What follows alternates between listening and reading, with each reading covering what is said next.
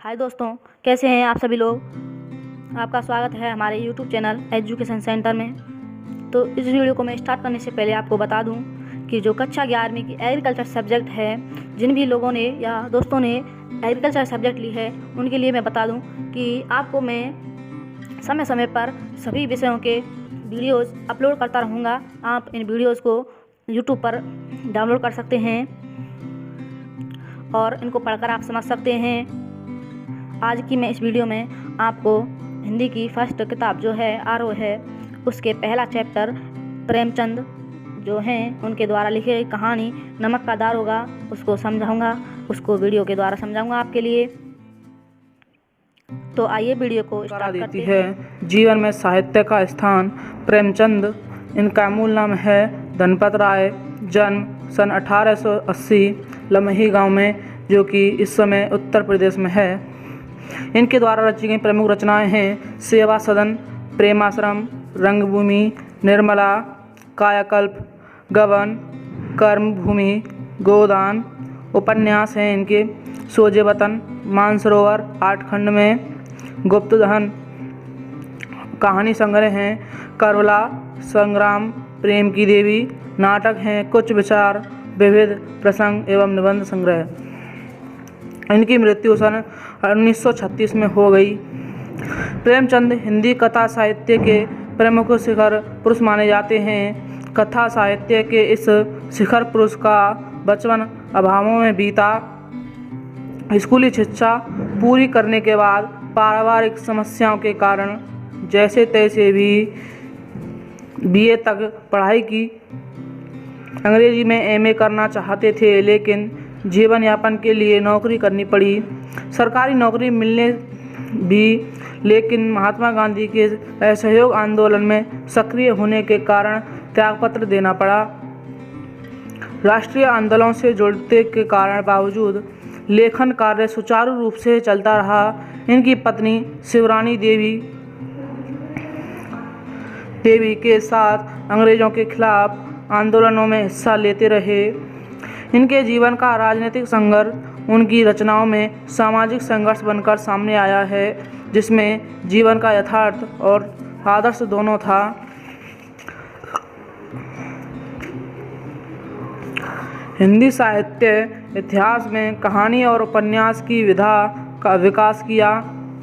कला विभाजन प्रेमचंद्र को ही केंद्र रखकर किया जाता है। प्रेमचंद्र पूर्व युग, प्रेमचंद्र प्रेमाचंदोत्तर युग। यह प्रेमचंद के निर्वादवाद महत्व का एक स्पष्ट प्रमाण है। वस्तुतः प्रेमचंद ही पहले रचनाकार हैं जिन्होंने कहानी और उपन्यास की विधि को कल्पना और रुज्यमान के धुंधले से निकालकर यथार्थ की ठोस जमीन पर प्रतिष्ठित किया। यथार्थ की जमीन से जुड़कर कहानी किस्सा गोई तक सीमित न रहकर पढ़ने पढ़ाने की परंपरा से भी जुड़ी। इनमें इनकी हिंदुस्तानी, हिंदी, उर्दू मिश्रित भाषा का विशेष योगदान रहा। उनके यहाँ हिंदुस्तानी भाषा अपने पूरे ठाट बाट और जातीय स्वरूप से साथ आई है। इनका आरंभिक कथा साहित्य कल्पना, संयोग और रोमानियत के ताने बाने से बुना गया है, लेकिन एक कथाकार के रूप में इन्होंने लगातार विकास किया और पंच परमेश्वर जैसी कहानी तथा सेवा सदन जैसे उपन्यास के साथ सामाजिक जीवन को कहानी का आधार बनाने वाली यथार्थवादी कला के अग्रदूत के रूप में सामने आए। यथार्थवाद के भीतर भी आदर्शोन्मुख यथार्थवाद से आलोचनात्मक यथार्थवाद की विकास यात्रा प्रेमचंद ने की। आदर्शोन्मुख यथार्थवाद एवं स्वयं ही उन्हीं गढ़ी गई संज्ञा है। यह कहानी और उपन्यास के क्षेत्र में किए गए उनके ऐसे रचनात्मक प्रयासों पर लागू होती है जो कटु यथार्थ का चित्रण करते हुए भी समस्याओं और अंतर्विरोधों का अंततः एक आदर्शवादी और मनोवांछित समाधान तक पहुंचा देती है। सेवा सदन, प्रेमाश्रम आदि उपन्यास और पंच परमेश्वर जैसे बड़े घर की बेटी, नमक का दारोगा आदि कहानियाँ ऐसी ही हैं बाद की इनकी रचनाओं में यह आदर्शवाद प्रवृत्ति कम होती गई और धीरे धीरे वे ऐसी स्थिति तक पहुँचते हैं जहाँ कठोर वास्तविकता को प्रस्तुत करने में वे किसी तरह समझौता नहीं करते। गोदान उपन्यास और पूस की रात, कफन आदि कहानियाँ इसके सुंदर उदाहरण हैं।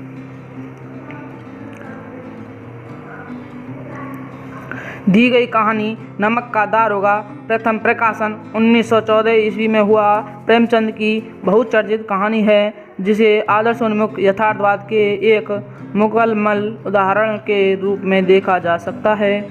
कहानी में ही आए हुए एक मुहावरे को लेते हैं तो यह धन के ऊपर धर्म की जीत कहानी है। धन और धर्म को हम क्रमशः सद्वृत्ति और असद्वृत्ति, बुराई और अच्छाई, असत्य और सत्य इत्यादि भी कह सकते हैं। कहानी को में इनका प्रतिनिधित्व क्रमशः पंडित अलोपीदीन और मुंशी बंशीधर नामक पात्रों ने किया है।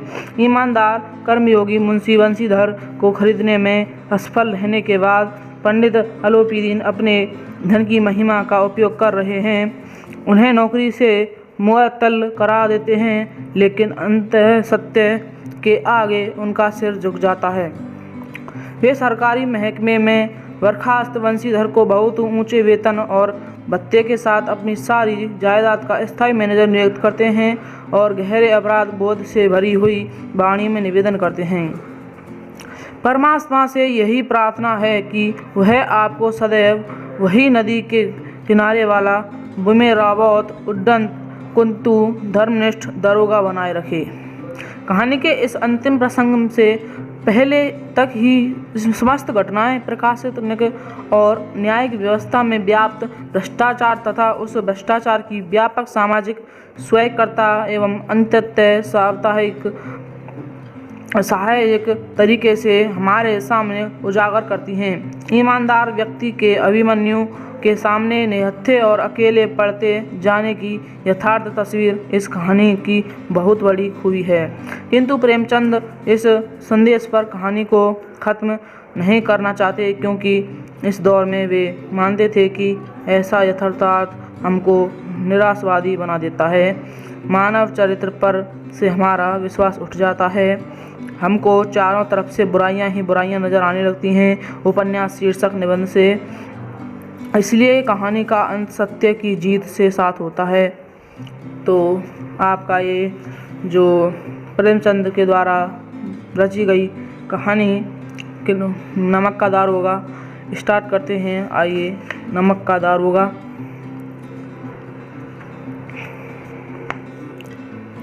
जब नमक का नया विभाग बना और ईश्वर प्रदत्त वस्तु के व्यवहार के करने वाले निषेध हो गया, तो लोग चोरी छिपे इसका व्यापार करने लगे। नमक का नया विभाग बना और इससे प्रदत्त वस्तु ईश्वर व्यवहार करने का निषेध तो हो गया, लेकिन लोग इस नमक का व्यापार चोरी छुपे करने लगे। इनके प्रकार के छल पंचमों का सूत्रपात हुआ।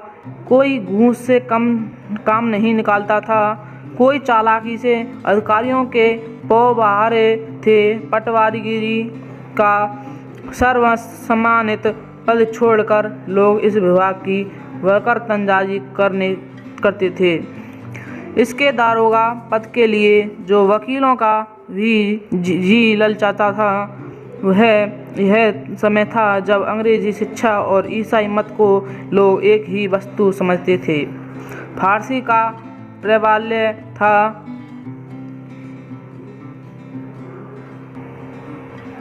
प्रेम की कथाएं और श्रृंगार रस से काव्य पढ़कर फारसीदा लोग सर्वोच्च पदों पर नियुक्त हो जाया करते थे। मुंशी बंशीधर भी जुलेखा की विरह कथा समाप्त करके मजनू और फहद के प्रति वृत्तांत को नल और नील की लड़ाई और अमेरिका के आविष्कार से अधिक महत्व की बातें समझते हुए रोजगार की खोज में निकले। उनके पिता एक अनुभवी पुरुष थे। समझाने लगे, बेटा घर की दुर्दशा देख रहे हो, ऋण के बोझ से दबे हुए हैं। लड़कियां अब घास फूस की तरह बढ़ती चली जाती हैं। मैं कगारे का वृक्ष हो रहा हूँ, ना मालूम कब गिर पड़ूँ। अब तुम ही घर के मालिक मुश्ताक हो। नौकरी में ओहदे की ओर ध्यान ना मत देना, यह तो पीर का मजार है। निगाहें चढ़ावे और चादर पर रखनी चाहिए। ऐसा काम ढूंढना जहाँ कुछ ऊपरी आय हो। मासिक वेतन तो पूर्णमासी का चांद है, जो एक दिन दिखाई देता है और घटते घटते लुप्त हो जाता है।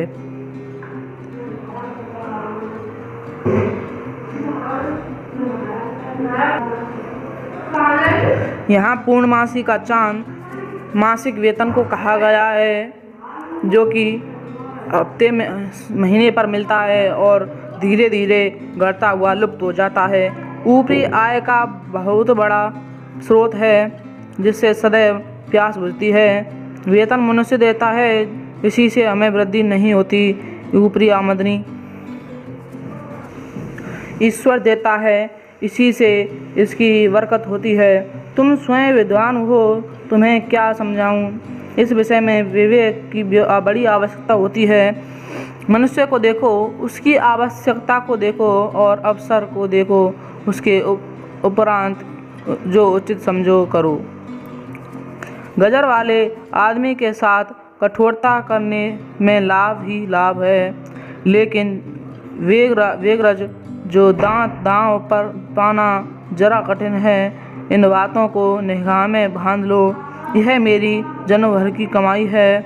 इस उपदेश के बाद पिताजी ने आशीर्वाद दिया। वंशीधर आज्ञाकारी पुत्र थे। वे ये बातें ध्यान से सुनी और तब घर से चल खड़े हुए। इस विस्तृत संसार में इनके लिए धैर्य अपना मित्र, बुद्धि अपनी पथर प्रदर्शक और आत्मवलंबन की अपना सहायक था। लेकिन अच्छे सुकून में से चलते थे। जाते ही जाते नमक विभाग के दारोगा पद पर प्रतिष्ठित हो गए। वेतन अच्छा और ऊपरी आय का तो ठिकाना ही ना था। वृद्ध मुंशी जी को सुख संवाद मिला तो फूले ना समाये। महाजन कुछ नरम पड़े। कलवार की आशालता लहकाई। पड़ोसियों के हृदय में सूल उठने लगे। जाड़े के दिन थे और एक रात का समय। नमक के सिपाही चौकीदार नशे में मस्त थे।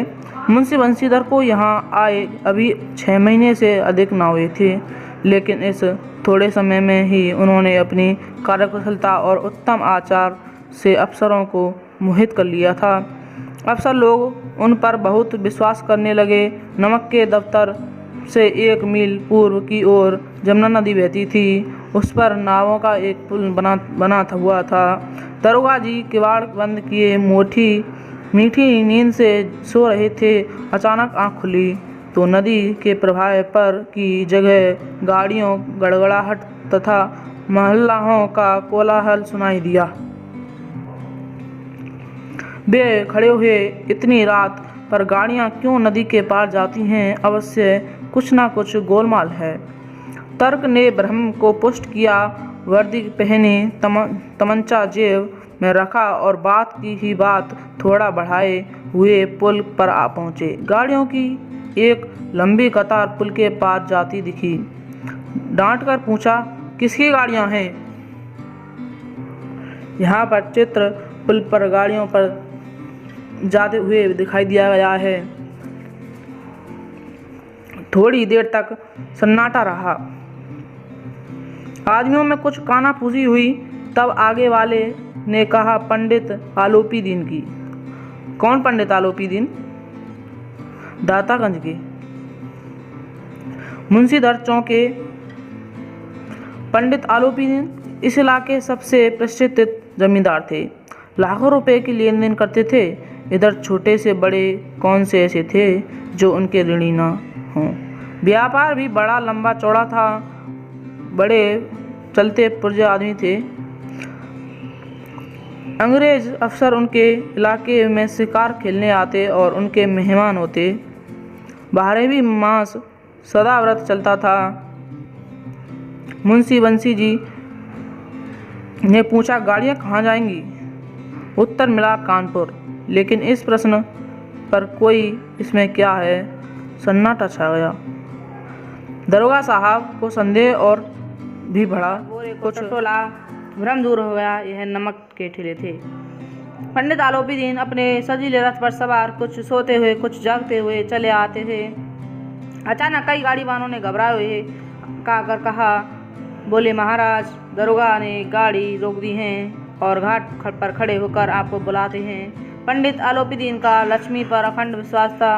वह कहा करते थे कि संसार का तो कहना ही क्या, स्वर्ग में भी लक्ष्मी का राज्य है, और इनका कहना यथार्थ ही था। न्याय की नीति और सब लक्ष्मी के ही खिलौने हैं, इन्हें वह जैसे चाहती वैसे नचाती है। लेटे हुए गर्व से बोले, चलो हम आते हैं। यह कहकर पंडित जी ने बड़ी निश्चिंतता से पान के बीड़े लगाकर खाए और फिर लिफाए ओढ़े हुए दरोगा के पास आकर बोले, बाबूजी आशीर्वाद, कहिए हमसे ऐसा कौन सा अपराध हुआ है कि गाड़ियां रोक दी गईं? हम ब्राह्मणों पर तो आपकी अटूट कृपा दृष्टि रहनी चाहिए। वंशीधर रूखाई से बोले, सरकारी हुक्म। पंडित आलोपीदीन ने हंसकर कहा, हम सरकारी हुक्म को नहीं जानते और ना सरकार को।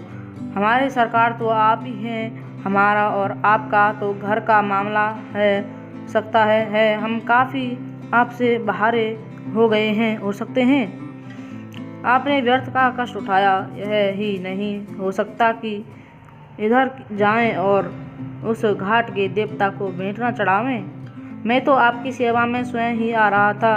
वंशीधर पर ऐश्वर्य की मोहिनी वंशी का कुछ प्रभाव न पड़ा। ईमानदारी की नई मंग थी। कड़क कर बोले, हम उन नमक हरामों में से नहीं हैं। हम उन नमक हरामों में से नहीं हैं जो कौड़ियों पर अपना ईमान बेचते फिरते हैं। आप इस समय हिरासत में हैं। आपको कायदे के अनुसार चलना होगा। बस मुझे यही, अधिक बातें की फुर्सत नहीं है। जमादार बदलू सिंह, तुम्हें हिरासत में ले चलो, मैं हुक्म देता हूँ। पंडित आलोपीदीन स्तंभित हो गए। गाड़ी वानों में हलचल मच गई। पंडित जी के जीवन में कदाचित यह पहला ही अवसर था कि पंडित जी को ऐसी कठोर बातें सुननी पड़ी। बदलू सिंह आगे बढ़ा, किंतु रोग के मारे यह साहस न हुआ कि उनका हाथ पकड़ सकें। पंडित जी ने धर्म को धन का ऐसा निरादर करते कभी भी न देखा था। विचार किया, यह अभी उद्दंड लड़का है, माया मोह के जाल में अभी नहीं आया पड़ा। अल्लाह है, झिझकता है। बहुत दीन भाव से बोले, बाबू साहब ऐसा ना कीजिए, हम मिट जाएंगे, इज्जत धूल मिल जाएगी। हमारा अपमान करने से आपके हाथ क्या लग जाएगा? हम किसी तरह से आप बाहर थोड़े ही हैं। वंशीधर ने कठोर स्वर में कहा, हम ऐसी बातें नहीं सुनना चाहते। आलोपीदीन ने जिस सहारे को चट्टान समझ रखा था, वह पैरों के नीचे से खिसकता हुआ मालूम हुआ। स्वाभिमान और धनेश्वर्य को कड़ी चोट लगी, किंतु अभी तक धन का सांख्यिक शक्ति का पूरा भरोसा था। अपने मुखसर बोले, लाला जी 1000 का नोट बाबूजी साहब को भेंट करो। आप इस समय सूखे सिंह की हो रहे हैं, आप इस समय भूखे सिंह हो रहे हैं। वंशीधर ने गर्म होकर कहा, 1000 नहीं, 1 लाख भी मुझे सच्चे मार्ग से नहीं हटा सकते। धर्म की इस बुद्धिहीन दृढ़ता और देव दुर्लभ त्याग पर मन बहुत जलाया। अब दोनों शक्तियों में संग्राम होने लगा। धन से उछल उछल कर आक्रमण करने शुरू किए। 1 5 से 10, 10 से 15 और 15 से 20,000 तक नौबत पहुंची। किंतु धर्म अलौकिक वीरता के साथ इस बहुसंख्यक सेना के सम्मुख अकेला पर्वत की भांति अटल अविचलित खड़ा था। आलोपीदीन निराश होकर बोले, अब इससे अधिक मेरा साहस नहीं, आगे आपका अधिकार है। वंशीधर ने अपने जमादार को ललकारा। बदलू सिंह मन में दारोगा जी को गालियां देता हुआ पंडित आलोपीदीन की ओर बढ़ा। पंडित घबराकर 2-3 कदम पीछे हट गए। अत्यंत दीनता से बोले, बाबू साहब ईश्वर के लिए मुझ पर दया कीजिए, मैं 25,000 पर निपटारा करने को तैयार हूँ। असंभव बात, 30,000 पर किसी तरह भी संभव नहीं। क्या 40,000 पर भी नहीं? 40,000 नहीं, 40 लाख पर भी असंभव है। बदलू सिंह, इस आदमी को भी अभी हिरासत में ले लो। अब मैं और एक शब्द नहीं सुनना चाहता। धर्म ने धन और पैरों तले कुचल डाला। आलोपीदीन ने एक हष्ट-पुष्ट मनुष्य को हथकड़ियाँ लिए हुए अपनी तरफ आते देखा। चारों ओर निराश और कतार दृष्टि से देखने लगे। इसके बाद एकाएक मूर्छित होकर गिर पड़े। दुनिया सोती थी पर दुनिया की जीव जागती थी। सवेरे देखिए तो बालक वृद्ध सबके मुंह पर यह बात सुनाई देती थी, जिससे देखिए वही पंडित जी के इस व्यवहार पर टीका टिप्पणी कर रहा था। निंदा की बौछारें हो रही थीं, मानो संसार से अब पापी का पाप कट गया। पानी को दूध के नाम से बेचने वाला ग्वाला, कल्पित रोज नामांचे भरने वाले अधिकारी वर्ग, रेल में बिना टिकट सफ़र करने वाले बाबू लोग, जाली दस्तावेज बनाने वाले सेठ और साहूकार, यह सब के देवताओं की भांति गर्दनें चला रहे थे। जब दूसरे दिन पंडित आलोपीदीन अभियुक्त होकर कांस्टेबलों के साथ हाथ में हथकड़ियाँ, हृदय में गिलानी और क्षोभ भरे लज्जा से गर्दन झुकाए अदालत की तरफ चले तो सारे शहर में हलचल मच गई। मेलों में कदाचित आंखों इतनी व्यग्र न होती होंगी। भीड़ के मारे छत और दीवार पर कोई भेद न रहा। किंतु अदालत में पहुँचने की देर थी। पंडित आलोपीदीन इस अगाध वंश के सिंह थे। अधिकारी वर्ग, उनके वक्त अमले, उनके सेवक, वकील मुख्तार, उनके आज्ञापालक और अर्दली, चपरासी और चौकीदार तो उनके बिना माल के गुलाम थे। उन्हें देखते ही लोग चारों तरफ से दौड़े। सभी लोग विस्मित हो रहे थे, इसलिए नहीं कि आलोपीदीन ने क्यों यह कर्म किया, बल्कि इसलिए कि वह कानून के पंजे में कैसे आए। ऐसा मनुष्य जिसके पास असाध्य साधन करने वाला धन और अनन्य वाचालता हो, वह क्यों कानून के पंजे में आए। प्रत्येक मनुष्य उनसे सहानुभूति प्रकट करता था। बड़ी तत्परता से इस आक्रमण को रोकने के लिए नियमित वकीलों की एक सेना तैयार की गई। न्याय के मैदान में धर्म और धन युद्ध ठन गया। वंशीधर चुपचाप खड़े थे। उनके पास सत्य के सिवा कोई बल न था, न स्पष्ट भाषण के अतिरिक्त कोई शस्त्र। गवाह थे किंतु लोभ के बांडाडोल। वहाँ तक कि मुंशी जी को न्याय भी अपनी ओर से कुछ खींचा हुआ दिख पड़ता था। वह न्याय का दरवाजा था, परंतु उसके कर्मचारियों पर पक्षपात का नशा छाया हुआ था। किंतु पक्षपात और न्याय का क्या मेल। जहाँ पक्षपात हो वहाँ न्याय की कल्पना ही नहीं की जा सकती। मुकदमा शीघ्र ही समाप्त हो गया। डिप्टी मजिस्ट्रेट अपने तजवीज़ में लिखा, पंडित आलोपीदीन के विरुद्ध दिए गए प्रमाण निर्मूल और भ्रमात्मक हैं। वह एक बड़े भारी आदमी हैं। यह बात कल्पना के बाहर है कि उन्होंने थोड़े लाभ के लिए ऐसा दुस्साहस किया हो। यद्यपि नमक के दारोगा मुंशी वंशीधर का अधिक दोष नहीं है, लेकिन यह खेद की बात है कि उद्दंडता और विचारहीनता के कारण एक भले मानुष को कष्ट झेलना पड़ा। हम प्रसन्न हैं कि वह अपने काम से सजग और सचेत रहता है, किंतु नमक के मुकदमे की बढ़ी हुई नमक हलाली ने उसके विवेक और बुद्धि को भ्रष्ट कर दिया। भविष्य में उसे होशियार रहना चाहिए। वकीलों ने यह फैसला सुना डाला और उछले पड़े। पंडित आलोपीदीन मुस्कुराते हुए बाहर निकले। स्वजन बांधवों ने रुपयों की लूट की। उदारता का सागर उमड़ पड़ा। उसकी लहरों ने अदालत की नींव तक हिला डाली। जब वंशीधर बाहर निकले तो चारों ओर से उनके ऊपर व्यंग्यबाणों की वर्षा होने लगी। चपरासियों ने झुक कर सलाम किए, किंतु इस समय एक कटु वाक्य, एक संकेत उनकी गार्विन को प्रज्वलित कर रहा था।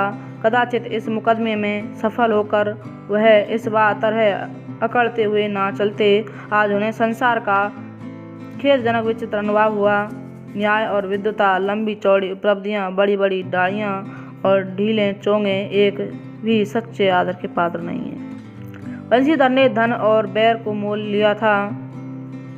उसका मूल्य चुकाना अनिवार्य था। कठिनता से 1 सप्ताह बीता होगा कि मुअत्तल अली ने परवाना आ पहुंचा। कार्यपरायणता का दंड मिला। बेचारे भग्न हृदय, शोक और खेद से व्यवस्थित घर को चले। बूढ़े मुंशी जी तो पहले ही से कुड़बुड़ा रहे थे कि चलते चलते इस लड़के को समझाया था, लेकिन इसने एक ना सुनी। सब मनमानी करता है। हम तो कलवार और कसाई के तगादे सहें बुढ़ापे को भगत सुनकर बनकर बैठे और वहाँ सब वही सूखी तनख्वाह हमने भी नौकरी की है और कोई ओहदेदार नहीं थे, लेकिन काम किया, दिल खोलकर किया और आप ईमानदार बनने चले हैं। घर में चाहे अंधेरा हो, मस्जिद में अवश्य दिया जलाएंगे। खेद ऐसी समझ पर पढ़ना लिखना सब अकारत गया। इसके थोड़े ही दिनों बाद जब मुंशी बंशीधर इस दुरावस्था में घर पहुँचे तो बूढ़े पिताजी ने समाचार सुना तो सिर पीट लिया। बोले जी चाहता कि तुम्हारा और अपना सिर फोड़ लूं। बहुत देर तक पछता कर हाथ मलते रहे। क्रोध में कुछ कठोर बातें भी कहीं और यदि बंशीधर वहाँ से टल ना जाते तो अवश्य ही क्रोध विकट रूप धारण करता। वृद्ध माता को भी दुख हुआ। जगन्नाथ और रामेश्वर की यात्रा कामनाएं मिट्टी में मिल गईं। पत्नी ने भी कई दिनों तक सीधे मुंह से बात नहीं की। इसी प्रकार 1 सप्ताह बीत गया। संध्या का समय था। बूढ़े मुंशी जी बैठे राम नाम की माला जप रहे थे। इसी समय उनके द्वार पर सजा हुआ रथ आकर रुका। हरे और गुलाबी पर्दे, पूंछे हैं बैलों की जोड़ी, उनकी गर्दनों में नीले धागे, सींगे पीतल से जड़ी हुई और कई नौकर लाठियां कंधे पर रखे साथ थे। मुंशी जी अगवानी को दौड़े। देखा तो पंडित आलूबीदीन ने झुककर दंडवत की और लल्लों चप्पों की बातें करने लगे। हमारा भाग्य उदय हुआ जो आपके चरण इस द्वार पर आए। आप हमारे पूज्य देवता हैं। आपको कौन सा मुंह दिखावें। मुंह में तो कालिख लगी हुई हैं, किंतु क्या करें, लड़का अभागा कुपूत है। नहीं तो आपसे क्यों मुंह छिपाना पड़ता। ईश्वर ने संतान चाहे रखे पर ऐसी संतान ना दे।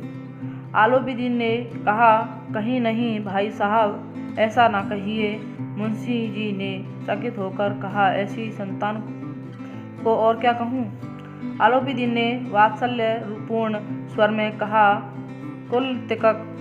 कुल तिलक और पुरुषों की कीर्ति उज्जवल करने वाले संसार में ऐसे कितने धर्मपरायण मनुष्य हैं जो धर्म पर अपना सब कुछ अर्पण कर सकें। पंडित आलूबीदीन ने बंशीधर से कहा, क्या दरोगा जी, इसे खुशामद ना समझिए। खुशामद करने के लिए मुझे इतना कष्ट उठाने की जरूरत नहीं ना थी।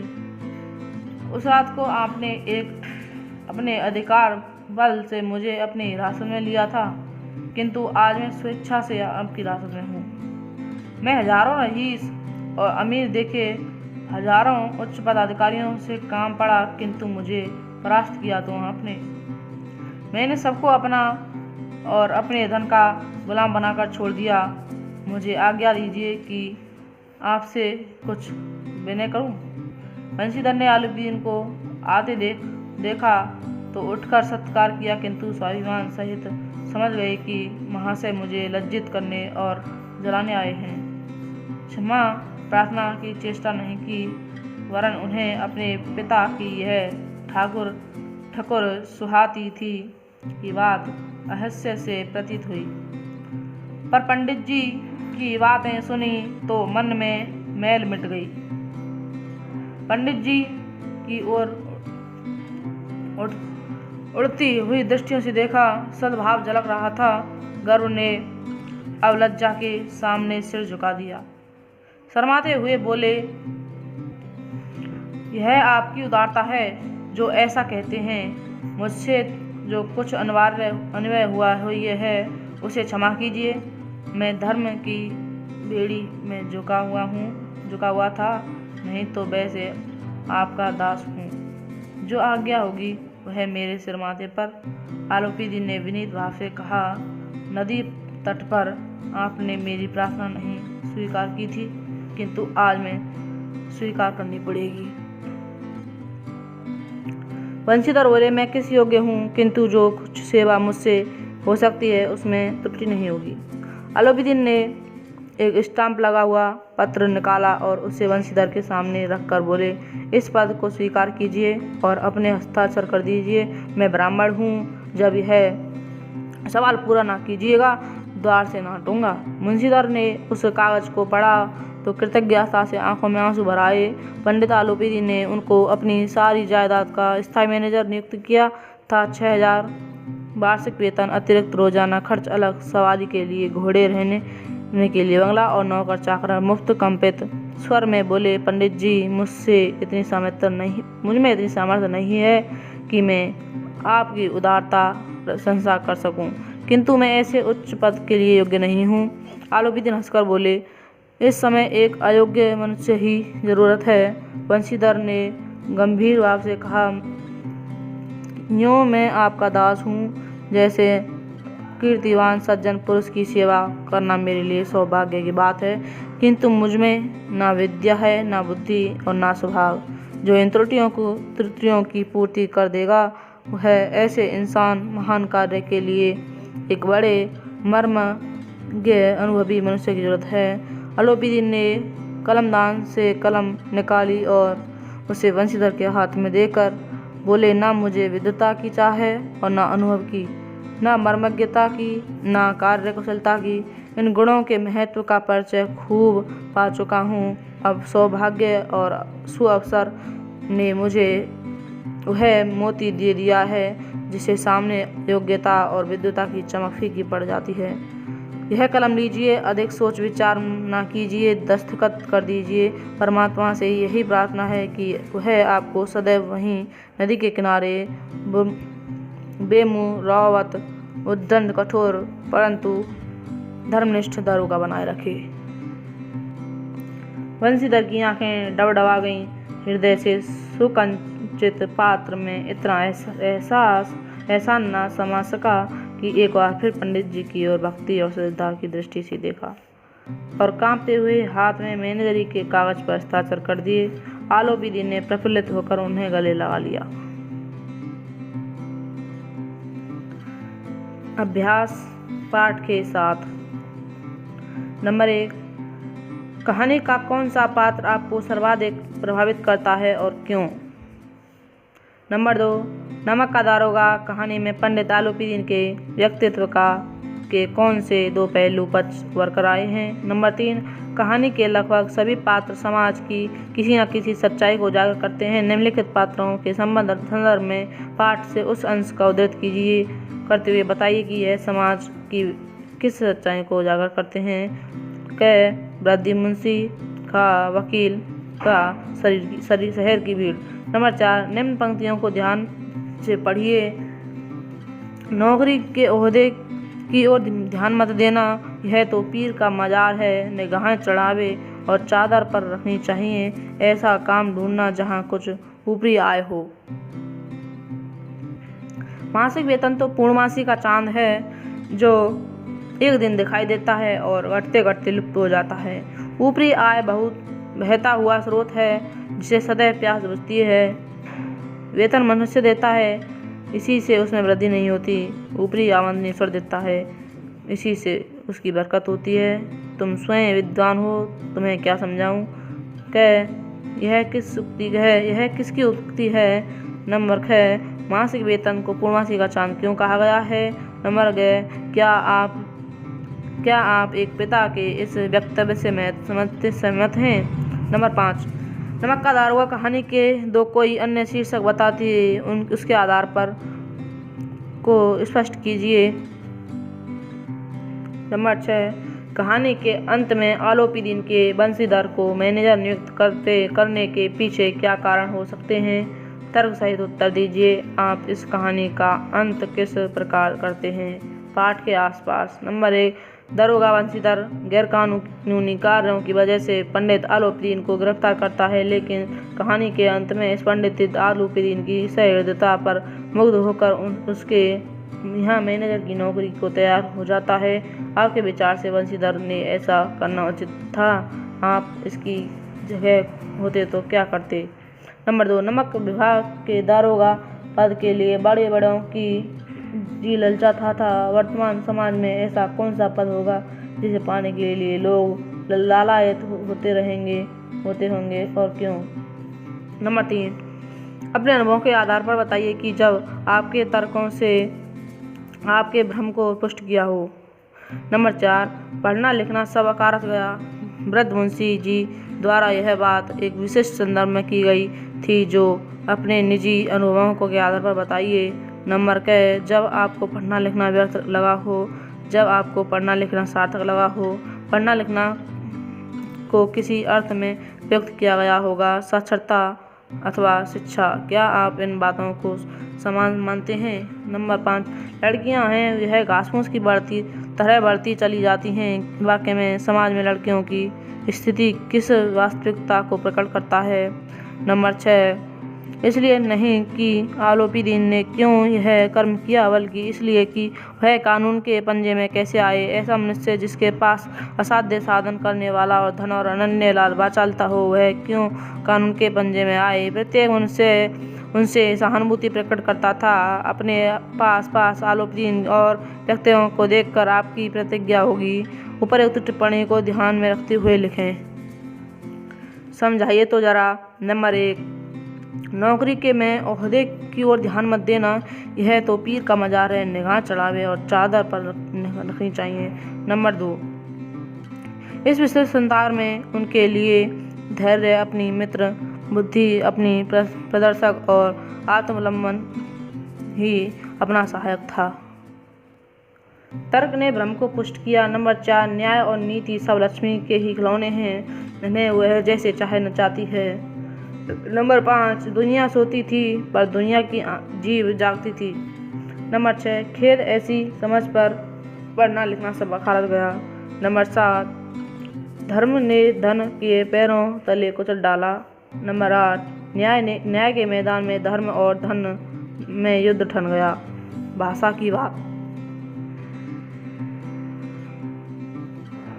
भाषा की चित्रात्मकता, लोकोक्तियों और मुहावरों के जानदार उपयोग तथा हिंदी उर्दू के साझा रूप एवं बोलचाल की भाषा के लिहाज से यह कहानी अद्भुत है।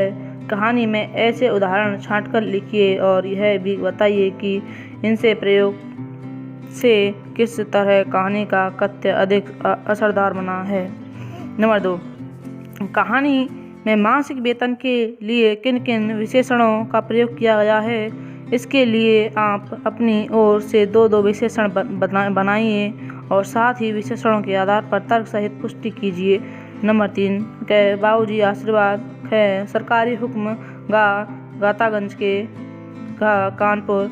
दी गई विशिष्ट अभिव्यक्तियों में एक निश्चित संदर्भ में निश्चित अर्थ देती हैं। संदर्भ बदलते अर्थ पर परिवर्तित हो जाता है जब यह आप किसी अन्य संदर्भ में इन भाषिक अभिव्यक्तियों का प्रयोग करते हैं। हुए समझाइए, चर्चा करें। इस कहानी को पढ़कर बड़ी डिग्रियों और न्याय विद्वता के बारे में आपकी क्या धारणा बनती है? वर्तमान समय को ध्यान में रखते हुए इस विषय पर शिक्षकों के साथ एक परिचर्चा आयोजन करें। शब्द छवि, वकर अंदाजी, बंदूक लेकर चलने वाली सिपाही, सदा व्रत, हमेशा अन्न बांटने का व्रत, मुख्तर, कलेक्ट्री में वकील से कम दर्जे के वकील, अलौकिक, दिखाई न देने वाला, कातर, परेशानी या दुखी, अमले, कर्मचारी मंडल, नौकर चाकर, अर्दली और लली, किसी बड़े अफसर के साथ रहने वाला, खास चपराजी, तजवीज, राया, निर्णय, अकारत, व्यर्थ, पहचानिए, पश्चिमी। तो आपका यहाँ पर आपका पाठ समाप्त होता है और मैं अगली वीडियो में आपको इस पाठ के क्वेश्चन आंसर अपलोड करता रहूँगा। तो मैं अब समाप्त करते हैं हम इस चैप्टर को।